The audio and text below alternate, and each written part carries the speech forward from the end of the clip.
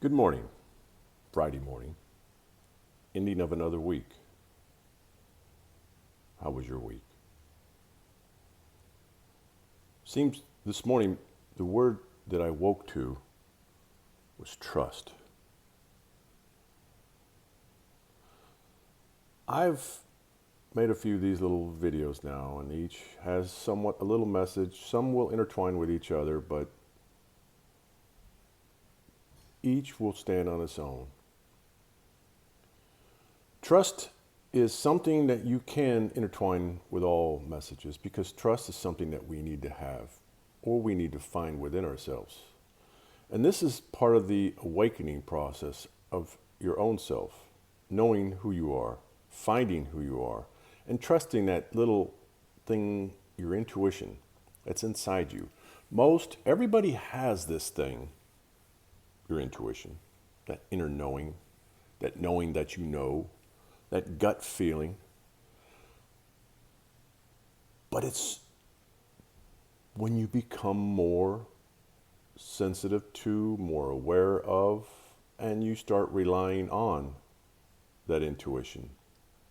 You start trusting your inner knowing. This is when things change.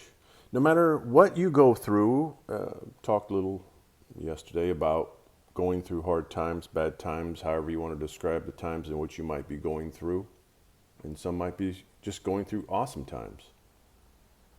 But through all the times, whether they're positive or negative, you're going to get and you're going to receive, whether through synchronicities, through your intuition, each will be a little different, but you will know.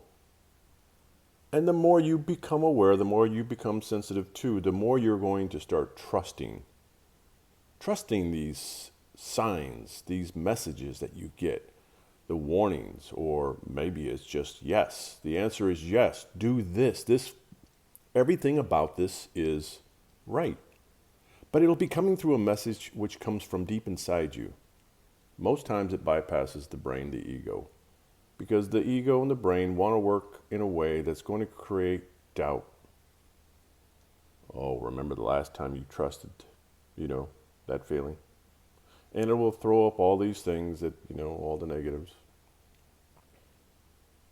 Mostly because the two kind of go against each other in the sense that the ego and the brain have had for a long time the control over you in a sense that it protects it. It analyzes it, it processes this information in a different way where our heart and our soul starts to outgrow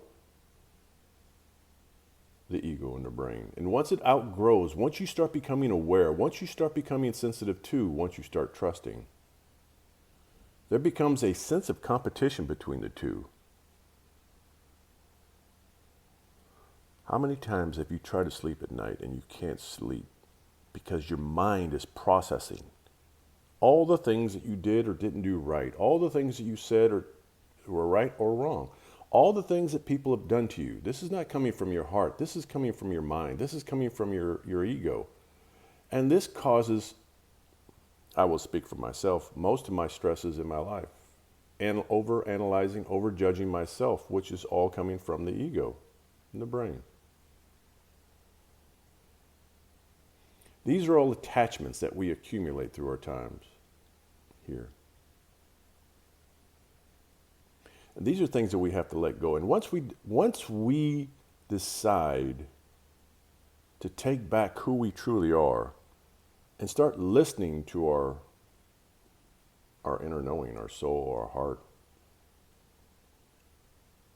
and finding the balance between the two, this is where we start getting control over who we are. This is when things start to happen that are always have been intended to happen to us, begin the process of. Some of this we have to do a little homework, which is, for me, the homework I would consider is letting go of some of the attachments that we have accumulated. Those are the hurts, the things that people have said, things that people have done, things that we've just not let go of. Oh, Joe called me this. My father, my mother said this. They said I would never be that. And you hold on to them. And for many, these have been the things that have held you back. I kind of describe these things, these emotional attachments, like carrying a ball and chain and going through life and wondering, why am I not getting ahead? Why am I not moving forward? Why can't I get out of this cycle that I am? Why do I keep choosing the same type of people in my life that are causing me grief? Why can't I draw why can't I draw the people that I want in my life that aren't so draining? It's these attachments that we're holding on to. These are the things we have to let go of. And there's been, what is the word? You have had sensations in you that told you to let go of these people, but there has been something like the emotions that we hold on to that make it very difficult to let go. It's like we hold on and we think, things will change. They'll change. Or, maybe they'll see who I truly am and they'll come around to me. They'll see me for who I am and they'll understand, and that'll change them.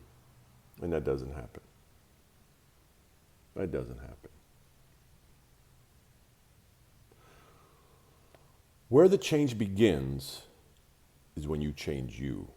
Now, there's a common denominator that I use, and I use that phrase a lot, but it's when you go into you. It's when you start working on you. It's when you start releasing and letting go of these attachments that have been things you've held on to most of your lives. I've done it.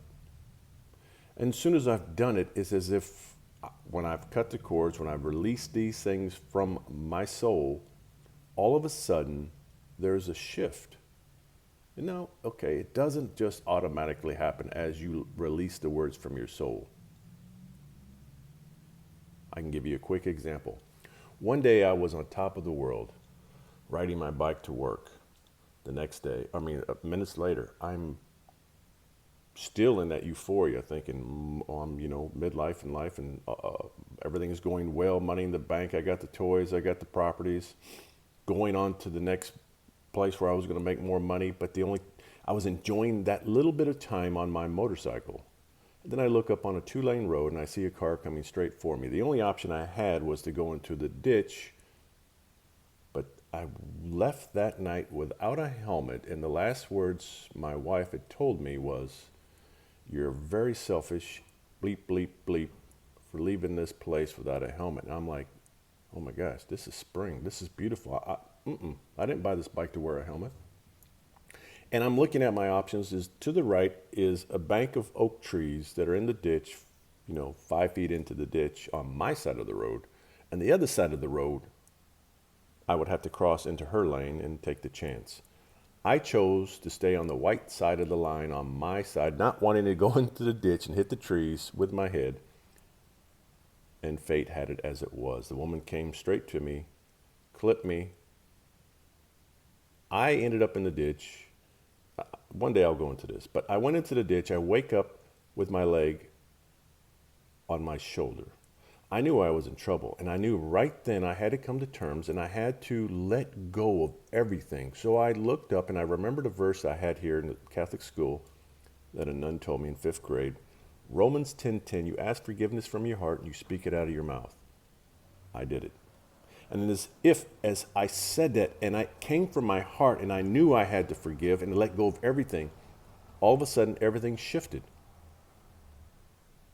A kid shows up with a cell phone saying, "Here, I'm calling 911." And I'm like, huh. Boom. 35 minutes later, here comes the helicopter. I laid in the ditch for 25 minutes without my leg attached, and I did not bleed out. I was in the ditch for a total of 40 minutes before the helicopter had me attached, put in the helicopter to take me 2 miles away to the nearest trauma center. So forgiveness, letting go, cutting cords is very important. And that's a small clip of a big moment in my life. But that stands out to this day how important it is to let go. But you can't, you have, it has to come from your heart and it has to come out of your mouth. You have to release it. I claim, and as I go down this road further, I will give out more, but that's what saved my life is forgiveness. Letting go. It's huge. So this is where things changed. I come out and it was like everything was beautiful. Everything in my life changed. The things that I thought were important no longer were important. All of a sudden, the little things were beautiful. I noticed everything. I noticed the color of the trees. I noticed the grass green. I came out and I was only in the hospital for 2 weeks and 3 days. But I went in and it wasn't completely spring yet, so it was still, things were coming out. But when I came out, it was as if everything was in full bloom. And it was like, oh my gosh. I was seeing beauty everywhere. It was as if I became sensitive to all. Forgiveness. That's when I realized I needed to start trusting everything that I felt inside. I was different. My body was different, but my soul changed. Everything inside me changed. I knew, all of a sudden I knew things. I felt things. I felt a lot of pain, but I knew how to handle pain. I felt things in a way that got me through a situation. So, maybe you're in a situation. My advice is start looking at the things that are holding you back. Start going there. Start letting go. Start forgiving those who need to be forgiven in your life. And ask for forgiveness for things that you might have done. It's not always one way. And then start trusting everything that you feel. Start trusting who you are. Start believing in who you are. You're not here just to play around, not to be in pain, not to be in misery, not to be in sorrow. There's a joy that's waiting for those who don't feel as if you're feeling it now. It's there. I know who you are. I can feel a lot of you out there right now that are going through this. So start with forgiveness. Let go of these things and start trusting the beauty that's in you. Obviously, I'm going quite long again. Whoa, I felt that one. So I'll end here. You are very beautiful. Yeah, you. You felt this message, and I'm talking to you. Be well, be loved, always. Until next time.